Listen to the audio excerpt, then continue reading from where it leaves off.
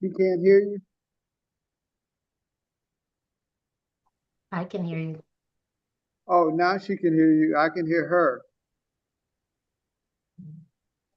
Yeah, I can hear her.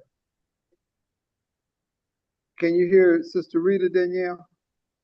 No. No, she can't hear you, but she can hear me.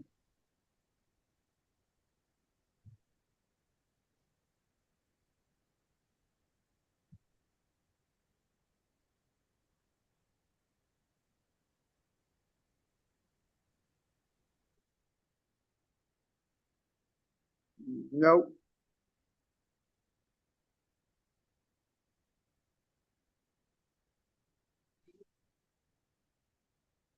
Nope. Because when she can hear you, I'll be able to hear you.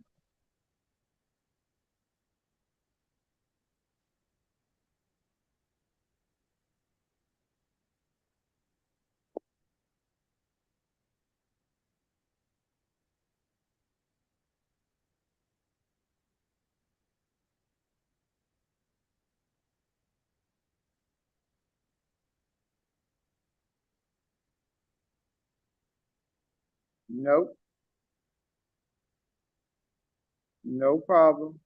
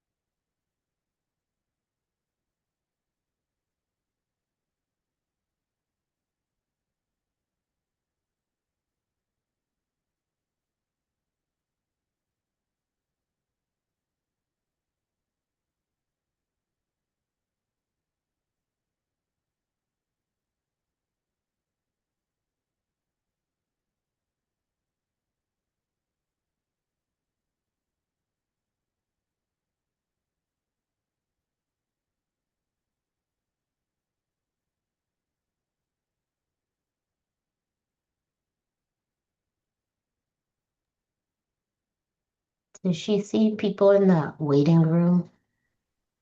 Is she what? I'm sorry, Danielle. Does she see people in the waiting room on her end? Yeah, she sees people in the waiting room.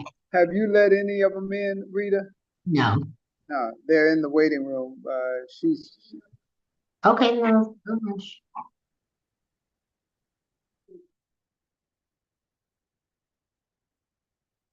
Uh-huh. Okay. You were trying to get it on Instagram, YouTube, and all of that. So we're just do. Okay, so we're just on Zoom.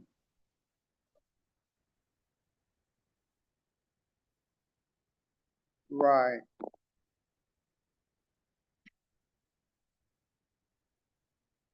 Give us a few more minutes. We working on it.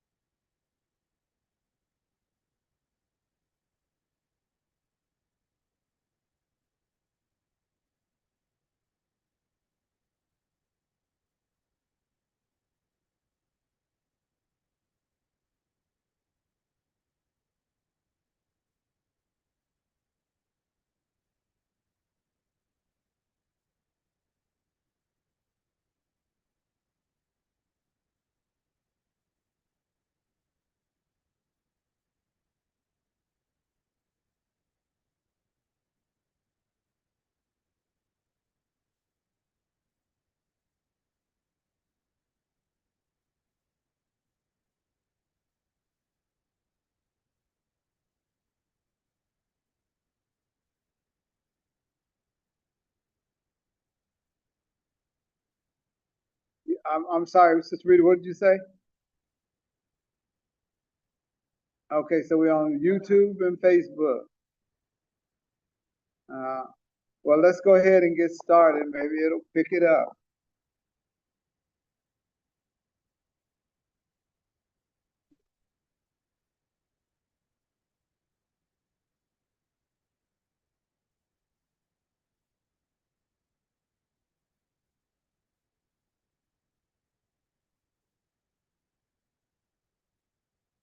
Tell me when to start.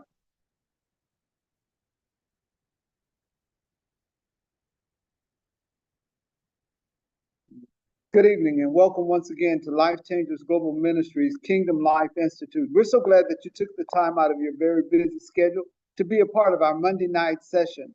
And as our Bishop, Pastor, Bishop Earl Newton, and our First Lady, Lady Newton, they make this time available to us each Monday night that we may come to you with a subject matter, a lesson that fits in today's time.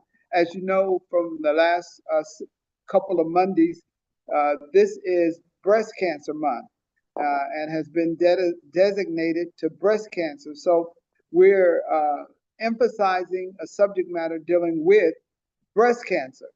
This week, we have Danielle Stanley from Los Angeles, California, is going to be taking you on her journey, her story with breast cancer. And I will also say that she was the subject matter of our first week in October, the smile. She's my daughter. I'm so glad to present her to you and her story. Those of you that want, you can write in your questions on chat and we will get them to her throughout the presentation. And we're just going to give her the time she needs. It may be short, it may be a little longer, but we want to thank God for her. If you'll go with me before the throne of grace, I'll say a prayer and turn it over to our speaker for the night, Danielle Stanley. Father, as we come before the throne of grace, we want to thank you, we want to praise you, and we glorify you. We thank you for this time. We thank you for the interest in this subject matter. We know something will be said that will help somebody. We ask blessings on each and every one in thy son Jesus' name. Amen.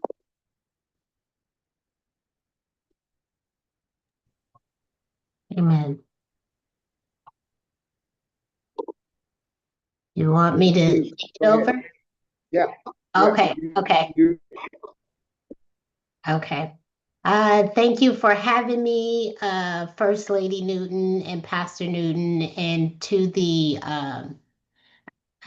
for all of the global, I'm sorry, global ministry. I truly appreciate you having me here today to share my story, and hopefully it will inspire someone or also somewhere to go if you know of anyone going through this that needs someone to reach out to, then you have a face and somewhere to go. So I'll share my journey as well as the foundation that I started.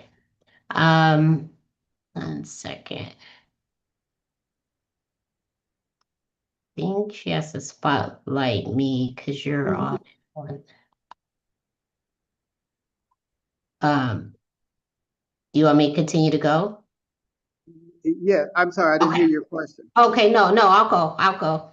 Um, my name is Danielle Stanley, and I was diagnosed on it was Friday the 13th, March 2020, with what they say it's called triple positive.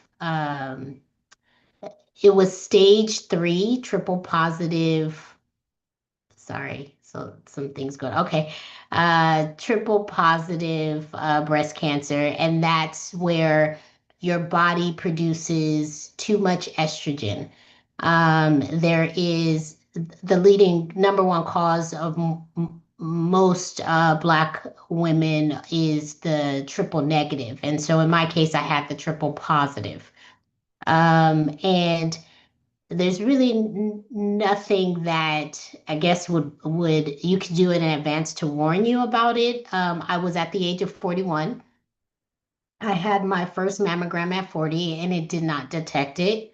During this time, I had um, started the year off as we all do, or most people do, with a challenge to try to tone up and to lose some weight. And so it was mainly toning. So I had started this working out, eating well in the month of January. And I slimmed down a lot. And so during that time, I actually felt a lump. I also say that I was, at that time, I felt like I was in the best shape of my life. I was running 3 miles a day. I just really felt really good at that time. Um, Looking back on it, I will say I was in a good place to where I think shedding the pounds allowed me to feel the lump that had been there. But by slimming down, I was able to really feel it and it come to my attention. February is usually the month that I have my annual checkups, and so I wanted to make sure that I made that a priority at my next appointment. So fast forward, in February, I had my appointment, and he said, absolutely, we need to go have someone take a look at it. It is a bump. So I went through mammogram, came back, biopsied this. So over the next month, I went through several tests until I got the call on March 13th. Um, I was at work in a field trying to, as the world was shutting down, trying to get some property and sign some property for my employment. And that's when I got the call. Um, I end up going to the doctor.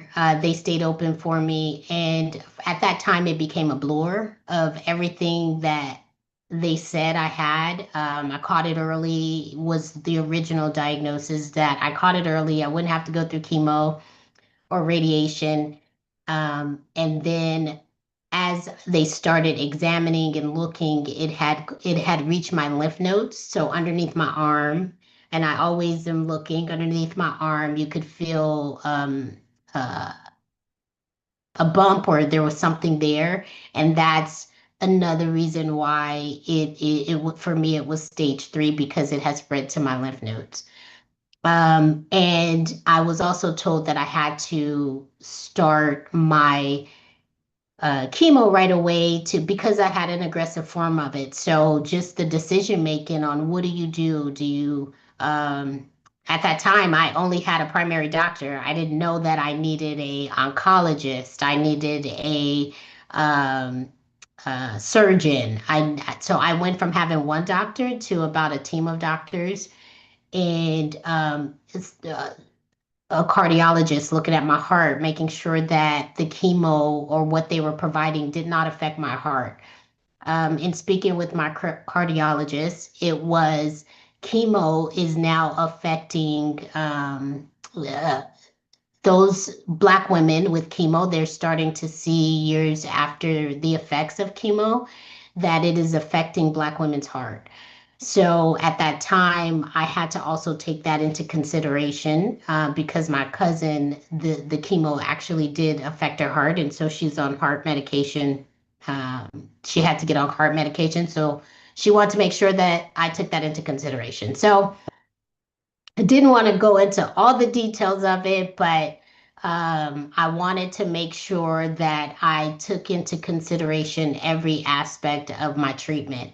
I decided to go through with chemo, and I had 6 rounds of what they call the hard medication. And so every 3 weeks, I would go through the chemo. And I was told at the first one, it was April 15th on my way, that in 14 days, your hair will fall out. There is a chance, a 10% chance that it'll stay. And however, more than likely, it would fall out on your 14 days after your first treatment. I did feel that I would be in that 10%. I prayed and I just, during all this time, I continued to trust God that He had me. Spiritually, I feel that um, this is very an emotional and it's a spiritual in your head when you're going through it and you find out that you have cancer. Up until that time, all of my favorite some of my favorite movies were the mom passed of breast cancer. I think of Stepmom and the mom passed of that, and those were things that was coming to my head and I had to start preparing for that. However, my oncologist was saying, "Hey, it's not the death sentence that it once was because of research, and so don't think that way. You're going to be fine." And I truly believe that. I started the year off with um, Pastor Mike, his song, it was my favorite song. It's gonna be big. God is working miracles just for me, and it's gonna be big. And I truly believe that. It wasn't the story that I would have told of it being big, but I knew that God had a plan for me in 2020. It was my year, and I claimed that. I really wanted that. I wanted to work for that. And I looked at it as whatever it is that during this process to take me through, if it's peeling back every onion, every layer that I had to truly see and seek Him, then this was that time. Um, Trying to not ramble is hard when I don't know if anyone had questions, but I don't see anything in the chat, so I'll keep going. On my first chemo treatment, when I was driving the chemo, my husband turned on the radio and he was playing some music, and the song that came on was by Kirk Franklin. And it said, "I smile. Even though I'm hurting, I smile because I know God is working." And so that literally became our song that we listened to every treatment to make sure that my mind was clear that whatever God is doing, that He is with me and that He's working during that time. And I truly, truly believe that. Um, I went from April 15th and my last one was on July 31st. And the goal was that the chemo gets, shrinks the tumor. If not, then you also have surgery after that. So I had surgery in August. I had what they call a lumpectomy, to remove whatever the chemo didn't. During my surgeon basically said that the chemo worked because it had shrink the tumor and it had gotten everything. My surgery was successful that I did not have to remove any lymph nodes, although it had spread there. They didn't have to remove it because the chemo did its job. Um, I also went through radiation. It was 28 rounds of radiation. And really what that is, that was one of the most draining part of it because you're really burning your left or right side, or for me, it was my right side of my body. And so you're going in there and the radiation, it takes a toll. It takes a toll on you. There are certain side effects I still have from it. I cramp. I have, foot cramps or chest cramps that came from my radiation that I'm not going to say I'll always have it, but I do. There are side effects that I do have from the chemo and the radiation. um so I smile. I This year you are not considered a breast cancer in the data, from the day that there was no cancer found after my um surgery. I've always felt like a survivor, that God allowed me to, that He,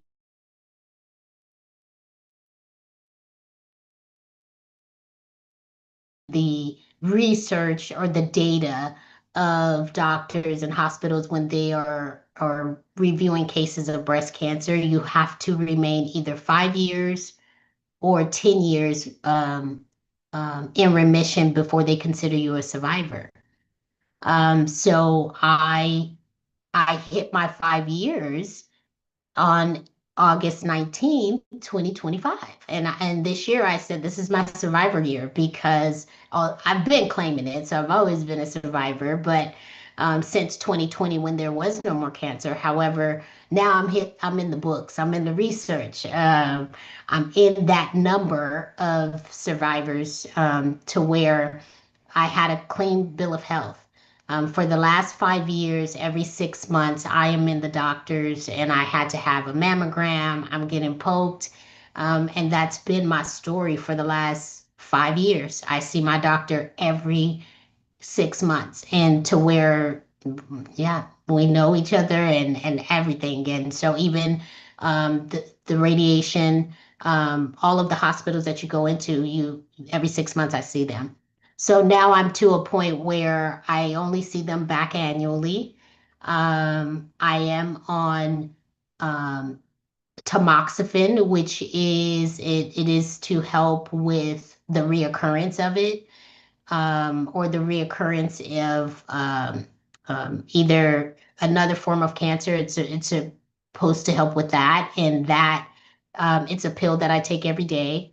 I am no longer. I only have to take that until February because that will be my full 5 years. I started taking after the radiation, so I do still have that until February.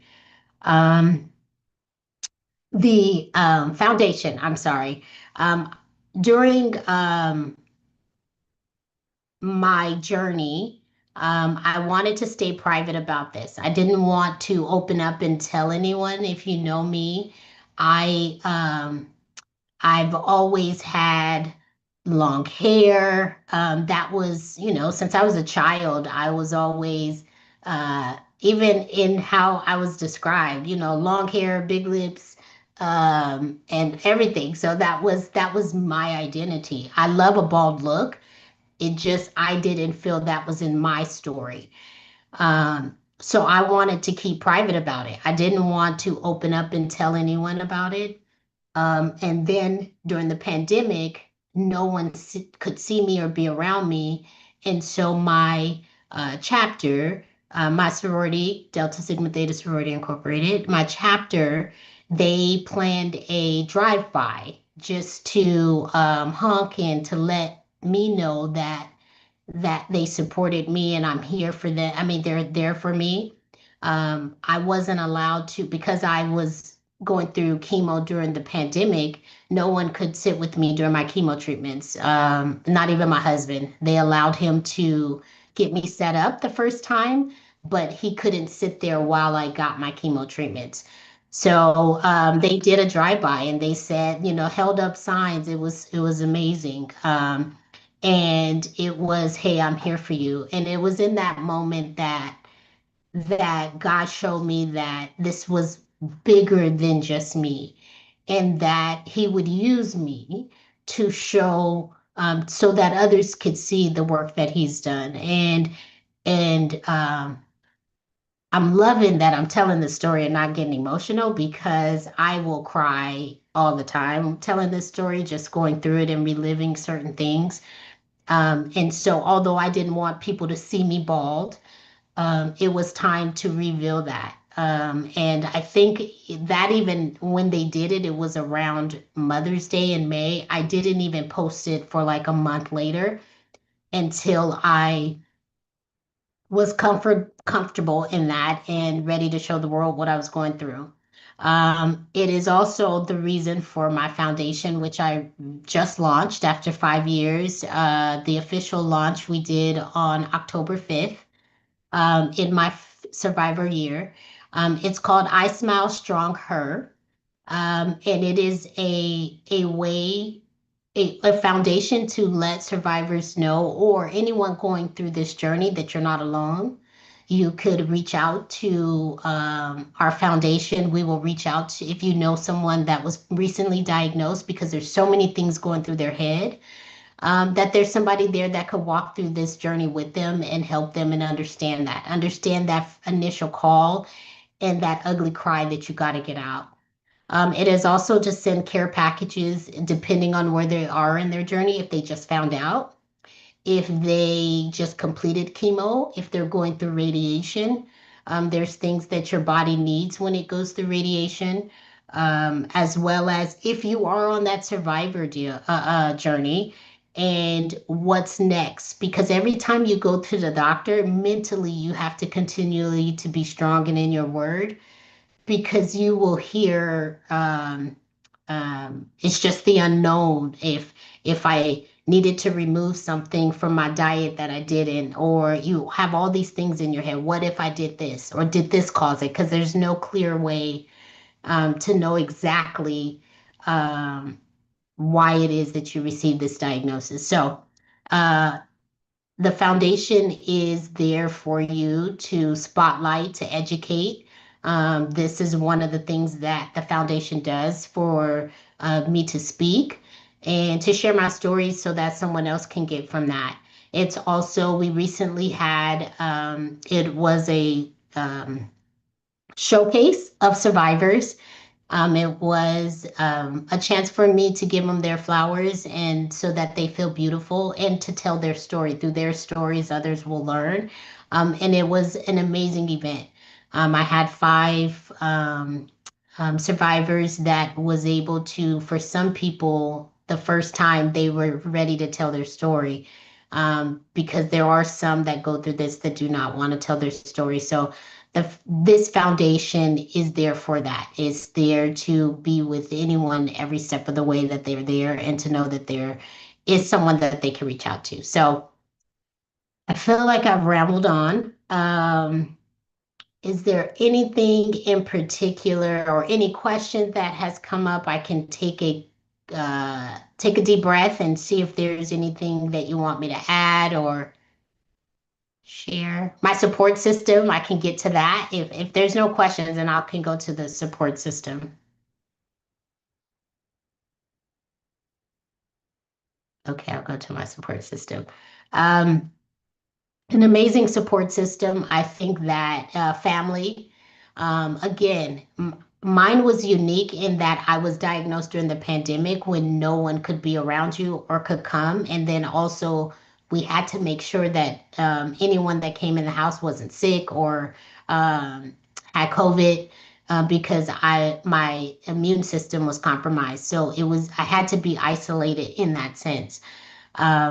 So I even would walk every day. I would try to walk a mile a day just around my block just to keep moving because when I was diagnosed, I was running. And so I felt like I could continue that. And my doctor said, okay. So we would have, my brother, my mom, my sister came to stay with me, and my daughter, we would Um, walk around the a mile a day. That was my goal, is to do a mile a day on my good and sometimes not my so good days, would just be to walk. A call, a text. I had family that would get on Zoom with me and pray. We would just laugh. We had Zoom calls. I had several Zoom calls, that just to let me know that they were still there. Although they couldn't be with me during that day, just how was I doing? Um, Food, financially, if there was food or anything that they could do, they would do that. During that time, I went to a Mediterranean diet and to more so to put more veggies into my diet. I want to make sure that I ate better. I really was trying to go vegan. That didn't go too well, to where I added seafood back into my diet. So now I am a pescatarian, but the emphasis is more so on the veggie portion of it, larger portions of veggie that I do. And that was just from my heart. I don't want anyone to feel that if you're diagnosed, you have to go. That was just me and my body and what my cardiologist suggested for me. Now they'll say, hey, you can put chicken back in your diet and certain things back in your diet. I feel good the way it is, so I'm not adding that right now, but that is one of the things that I did remove or change since my diagnosis. Kids, family. I also think it's hard for your family to see you go through this. I had my daughter had just went away to college, and she was away to college, so I had to tell her when um, she she was on spring break, and I sent her back trying, knowing that I had been diagnosed, but I wanted her to move on. Or I wanted her to enjoy college and to not think about or worry about me. The pandemic, since she had went virtual, she ended up being able to come back, and so it was fun. She would look at recipes online and would make me different things, so that got her engaged. I'm also a bonus mom, and so um, my younger girls, that was hard for me because I didn't want, they were younger and I didn't want them to see me sick. So we discussed that I just didn't want them around during that time because I was sick and I didn't want them to see that.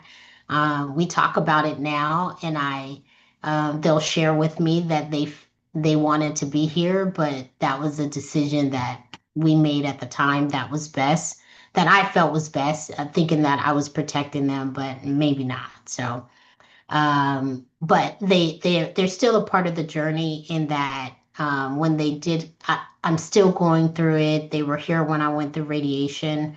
Um, and even today, like I said, some of the things that the after effects that I have from it. Um, my hair grew back. It grew back. It's, you can't tell because of the background, but I think it's full. It's curlier. This is my natural state. I haven't straightened it since it's grown back.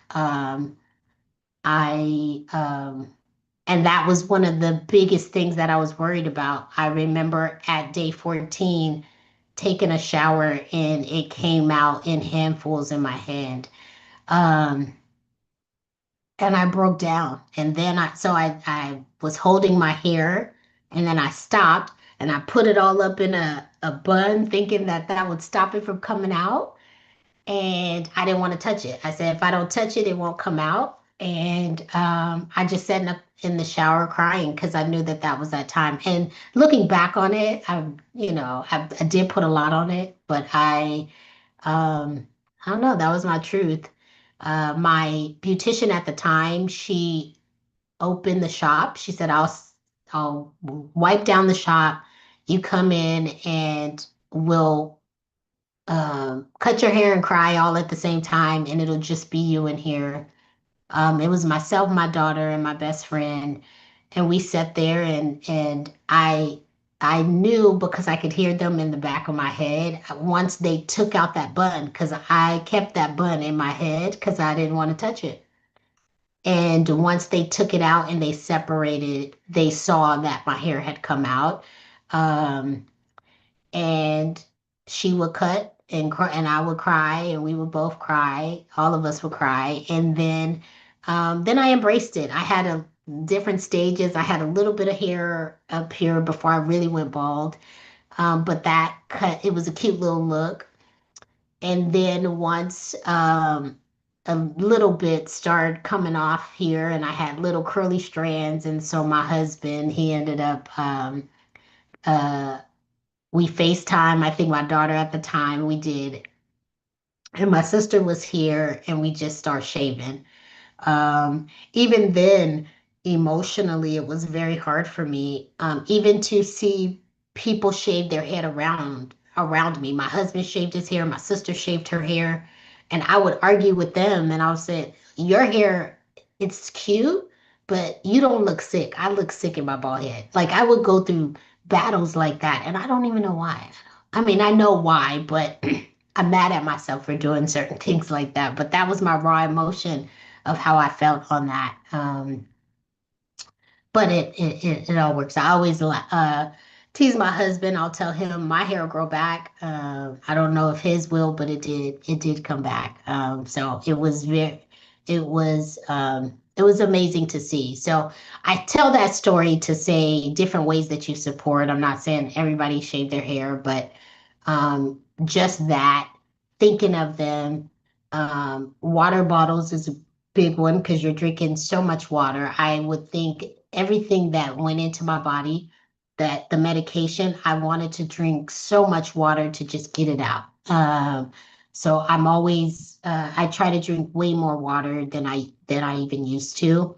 Um, and so water bottles, I would the care package that we have are things that were unique to me. I am known right now to have an off the shoulder. It's an off the shoulder sweater or shirt. And that was when I went to chemo. I had a port put in because my veins are very small and I knew it would hurt.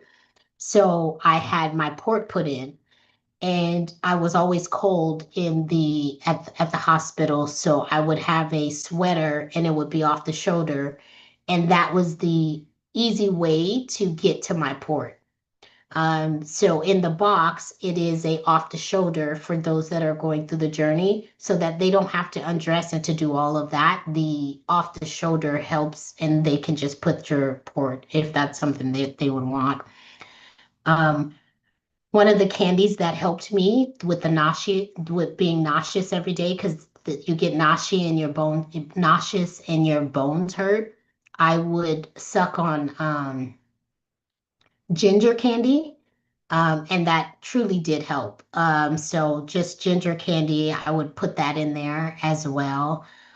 Socks, some are weighted socks, so every time I got chemo, I would put ice on the bottom of their ice socks on the bottom of my feet because it helps with the that your hands don't get numb and stay numb because of the that what's put into your body. It can make your hands from getting numb.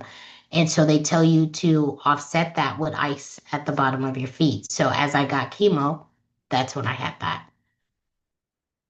Which is socks, and that's another thing that I put in the care package. So these are just little things that helped me, that sometimes people won't know. And so I try to make the care package meaningful with or things that has helped me out. You'll always need chapstick or a lotion or something because you really do get dry. So I try to put that in there as well. Um, and that's it. And just more so inspirational quotes, reminding um, yourself of or different Bible verses, as well as a journal. Keeping a journal of what's your journey, how whatever medication made you feel that day. I woke up feeling this way, so that when you meet with your doctor in 3 weeks, you're remembering everything and you're keeping a journal of what's of your day to day. Because every day, some days are good, some days are bad, but you're able to jot it down really quick. And then when you get in front of the doctor, you're able to advocate for yourself, if that's reducing the medication because of the way it feels. So always keeping a journal by you as well is another item in the care package that is it. Um, Sorry. Trying to think of anything else. I think I've really laid out everything that I've had. Also knowing one thing that I would change, I try to tell my family every time I can to get that message for women out there that whenever you go to the doctor, it will say, "Hey, do you know anyone who's ever had breast cancer?" I tell everyone in my family, all my first cousins, second cousins, I'm that cousin. And I want you to know exactly what I had so that you are able to prepare yourself. You know better, so you do better. And so I want to make sure that people know what I had and to continue to get checked. There's people around in my family that still won't get a mammogram every year. And so I push them to remind them that knowledge is power. You need to know. So to go and and seek that information, that we are able to go through this journey alone, look at what God did for me. And I want you to know that there's resources out there. Also for your kids, your family. Um, my 25-year-old, it also changes the timing in which she needs to get a mammogram. So instead of 40, she will have to, well, I was diagnosed at 41, so she has to start getting her mammograms at 31. So even for our legacies or our children, we need to make sure that we know so that they can know and so that we can better educate them as well.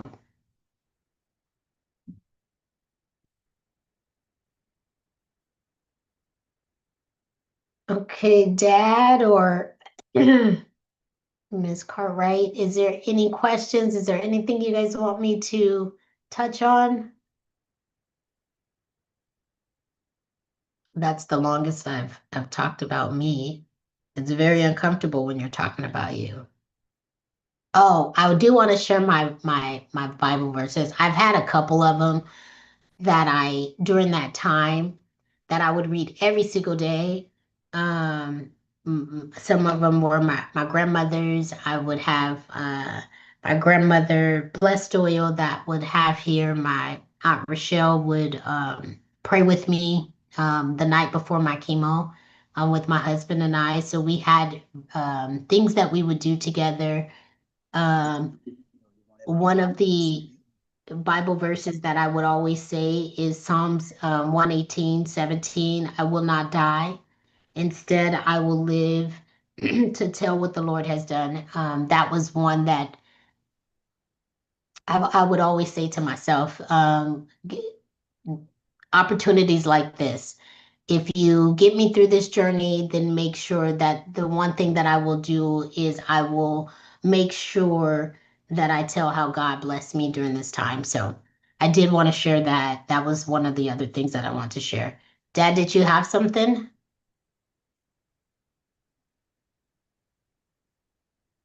Danielle, can you hear me? Yes, sir. I'd like for you to go over. We had last year we had several speakers come in, and you touched on it very briefly, but she had a traumatic experience when she was diagnosed, and eventually her husband left her during this journey. I know that you and your husband chronicalized the full journey, both in pictures and, like you said, in your journal. Will you touch on how important the support from your husband was to you? Okay, yes, yes. It was very important. I shared this at my event because for me, or anyway, when you're going through this, you're ill. You don't have the energy as what you're used to. I was the one who did the grocery shopping. I couldn't even. He had to become the um to do all the grocery shopping as well as homeschool because the kids were now at home. And so just even picking up that. And so mentally, it's a mental battle for me going through this because I felt that I couldn't provide as a mother for my family. If that's cooking, running to the store, there's days where you're so sick, you don't even feel physically um, good. You don't feel attracted. You don't feel that your duties as a wife that you're able to do that because of what you're going through. Um, and so my husband would do things where he would yeah, I think one time I have a picture of him painting my toenails because I couldn't go to get my feet done.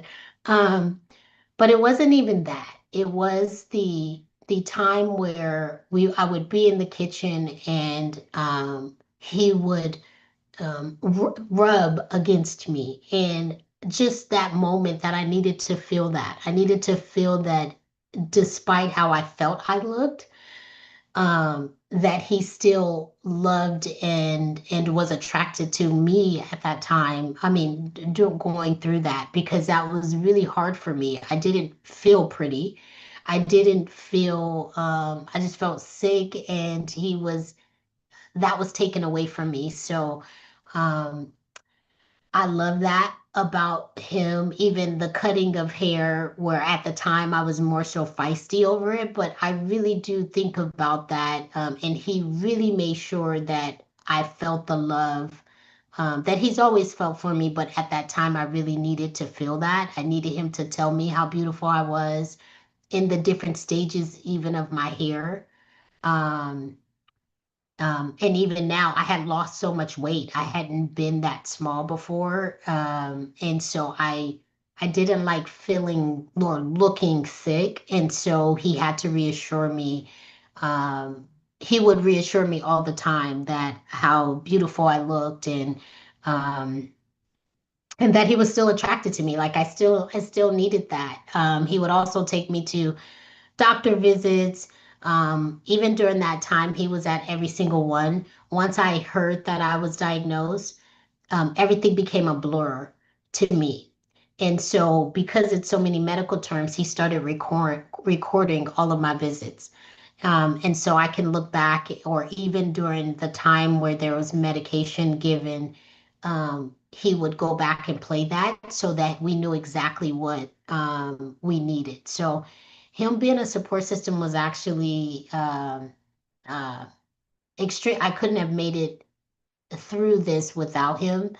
I also feel that your support system um, needs therapy when they go through this, because although they're not physically going through it, they suffer as well. I One of the things, once I finished my chemo, I went through UCLA. They have a medical program. That's where I go through all of my oncologists. Everyone's through UCLA. They put you with a therapist, me. And because some people, which me, I will have survivor remorse, because there are people who um, were not able to, or did not, as they would say, ring the bell. Um, I did not, at my facility, I didn't ring the bell once I was done, because they told us, hey, there are people that won't ever ring the bell. So they didn't have that. But there are places where once you're finished with all your treatment, you ring the bell as a completion, a milestone, accomplishment. Well, so I just didn't do it there. Um, so they couple us with a therapist, and I've advocated for your support system around you, for my husband to get one, as well as the kids to get one, just because you don't know from their point of view or their perspective. My daughter has gone with me. She was older, so she could see, even she was mad at the way that I think I gave her the news, but sharing from her perspective of what she went through during that time, um, I think is really good. I think it's great for them to share with someone. So, sports support system is key, because you're already going through a mental battle and journey in your head. And so everyone around you that positive, I didn't want people to come around me that would cry or bring me flowers as if I'm not making it. I'm a fighter, and so anybody around me, I needed them to have that positivity that they know I'm fighting this. So that was key.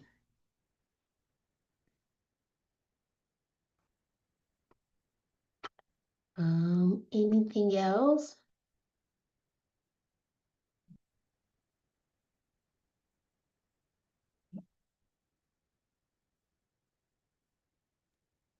Hi, Daniel. This is Sister Rita.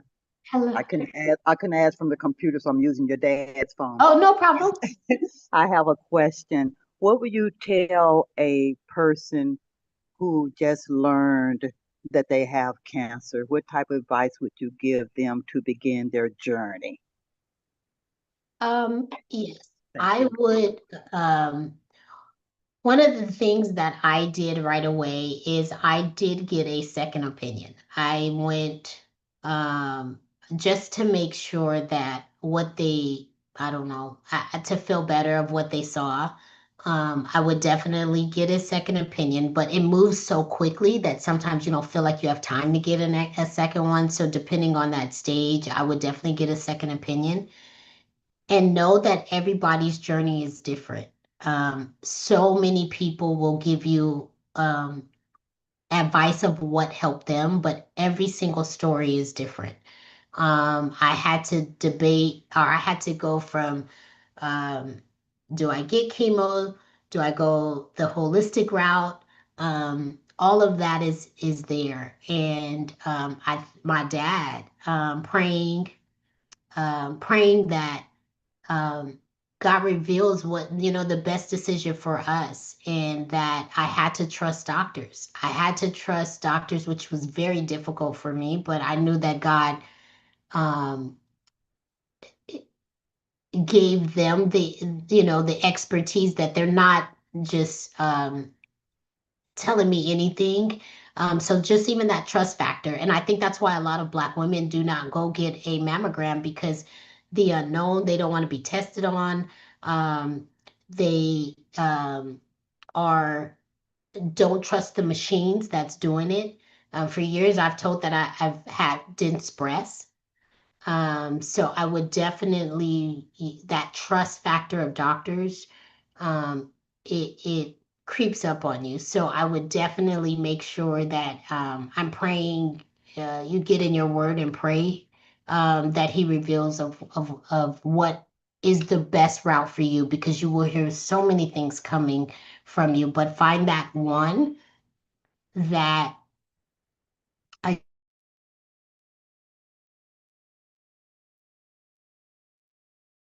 go through this alone, even if it's a hey, check in. And that's what the foundation does. Um, to I have done this. So the one of the foundation is to walk with someone along the way. Once you lose your hair, people send a message, or I've text people. There's like, I do not like the way I look bald. And I will share my picture of where the different stages, like, this is what I completely understand, because not everyone wants to share that picture. Or I have um, this symptom. Did this happen to you? And so that you're able to share. So I would definitely, if there's someone that they can connect to, I would do that.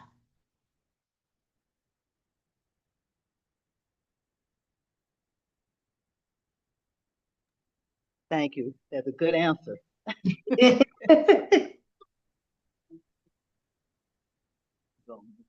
on that. One of the things that I would share from your journey is the I would word it this way from my perspective. When you became slightly upset with me because of lack of communication about my grandmother and how the Black community doesn't share, you touched on it, but would you reiterate that? Oh yeah. So so when you find out, you can hear all these stories. And so up until the time that, again, and that's why I tell all my cousins I'm that relative that had it. Every time I went to the doctors, I would always say no, no one that I know of, except for my cousin Nadia on my mom's side. She's my first cousin. She was the only person that I knew had breast cancer, and by the time I was diagnosed, she was still going through the journey. I think 3 years before I was diagnosed. So after the last 3 years prior to me being diagnosed, I would include her, because I knew she was my first cousin, and we actually were both diagnosed with triple positive. And so the both of us took it's basically a genetic test to see if we hold, genetically we have it, and we didn't. So it wasn't in our genetics, but we both had the same. And during that time, so I'm asking around on my dad's side and everything. And so my dad was like, I don't even think it was my dad that told me. I think it was my Aunt Paulette that told me that that's what Big Mama passed with breast cancer. And I'm like, Daddy, you never told me that she had breast cancer. And so I understand it was a different time, and I don't believe she um went through chemo, or she chose another path, but she ended up passing from it. But I never knew that. I never knew that my great grandmother passed of it. And as through stories and different things of that nature, I know that the last day of my chemo was, I think, during that time, or that was the time that she passed, was like July 31st or 30th. Those were some of the things that I learned. But as my dad said, I got mad at him because we didn't know there's certain things about women that even on my dad's side that I didn't know. So I try to make sure that I tell all of my cousins, and we have a big family. I try to make sure that they all know that I am that relative. So when you get that questionnaire, when you start going to the doctor, put my name down.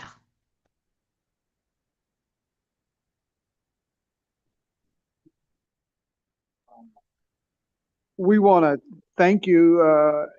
I don't know if there's anything else that comes in through the chat box or that Danielle wants to say, but we do want to thank her for taking the time out of her busy schedule to be a part of and to share her story with you. We thank God for just trying to get information out. And that's what Life Changers Global Ministries Kingdom Living Institute, Pastor Newton says, I want the lessons, the subject matter to be relevant and important to the community each week. And so what we do is we take online truthful living situation and couple them with biblical. And one of the things that I say as we get ready to end is that the Bible says, "For men ought to always pray." And no matter what you're going through, I believe in going to the doctor. I believe in getting the doctor's assessment of whatever physical matter, and then taking that back to the throne of grace and asking God to bless and to move. Because even when Jesus healed the 10 of leprosy, he said, "Go show yourself to the priest." And those of you that are Bible scholars know that in those days, it was the priest that had to determine if you were truly healed of leprosy. So, what I say to the community today is go show yourself to the doctors, allow the doctors and your faith to bring you through your journey. For it is not without Christ, but it is with Christ that we go through our journeys. Um, I'll let Danielle say any last comments that she had as we look and see if we have any additional questions. No, we don't have any questions. Danielle, you want to close us out with a final comment? Thank you again for having me. Next year maybe I'll change it up to where I'll be there, so we won't have that. But thank you for always having me and supporting me. I don't know that I could say no to my dad, but I don't know that I had a choice. No, I'm just kidding.